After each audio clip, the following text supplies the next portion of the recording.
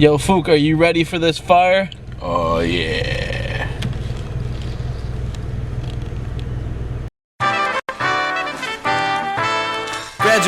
Graduation from day one, we've been patiently waiting. Thanks to Horace Mann, we can make that happen easily, a lot more feasibly.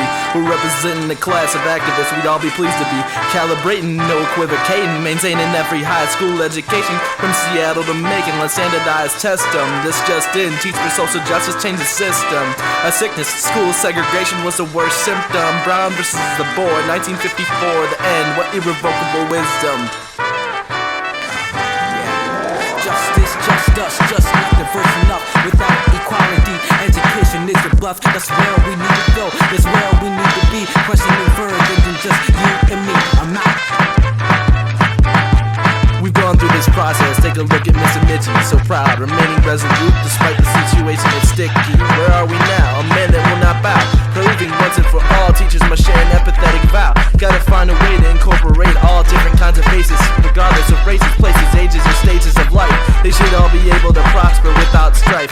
From the Boston Latin Grammar School of 1635 to elementary schools founded upon no child left behind. We must do what's beneficial for the children, for the betterment of mankind.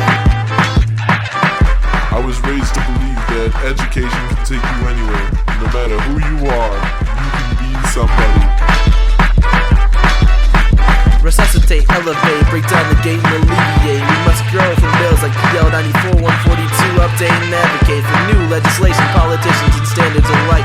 Aggravation spread nationwide, we on state to state like a bike, tearing through the rural countryside like a serrated knife. How undistinctly American our education system is runs rife. No time to gripe, no advancements, no change in life.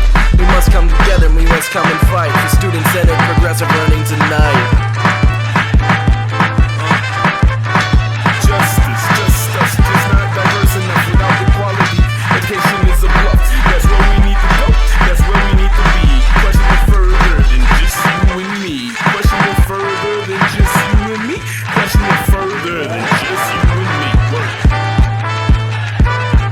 That isn't the end, though. There will never be an end. Education will evolve and change forever. From Maria Montessori, the romanticist, to Dr. Welsh, the professor. Education must be shown reverence, never lesser.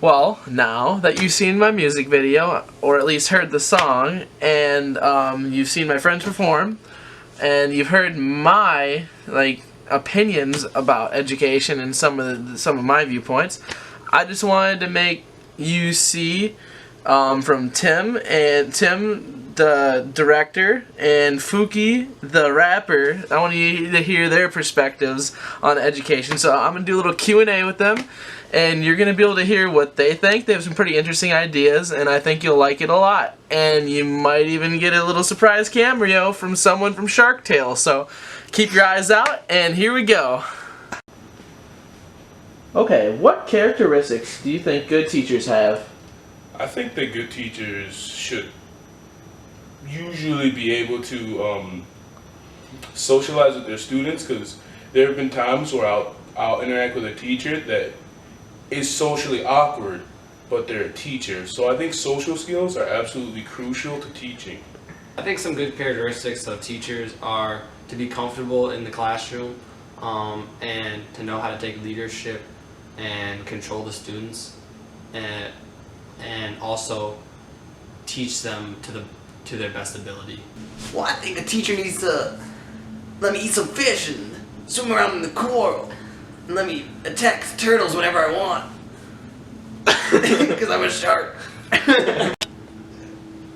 Do you think standardized testing is good? Why or why not? Name some pros and cons. Well, I don't think standardized testing is good at all, because throughout my years in school, I know, starting in middle school, all those standardized tests I took, I would guess 90% of the time, and I would be in the top percentiles. High school, let's go with the ACT. I I did not study for my ACT at all. I did not do any prior work for it, and I got a good enough score on it to go to college and pass it. So it's really not. It doesn't challenge you enough to. It's too simple. Okay. Do you think standardized testing is good? Why or why not? Name some pros and cons that you can think of. I think that standardized testing is a great virtue for some people, like Tim, who can go in there and kill it because he's got a great education, and it's not hard. It's really simple for him. I think standardized testing is also too easy because you'll have a math question like, what's the prime number of a certain function or something like that, and the answers will be the obvious answer, a slightly less obvious answer, nothing mathematical, and then all the above.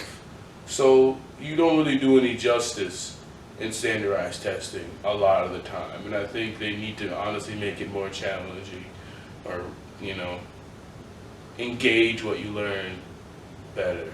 I think it depends on the type of student that you are, or the type of person.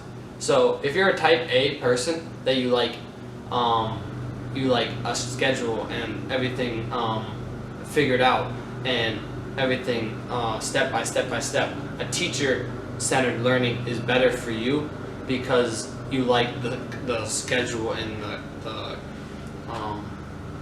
the setup of everything. But if you're a type B personality, then you definitely work better with student-centered learning because you can be more creative and you can use your strengths to make yourself more intelligent and to grow on those strengths.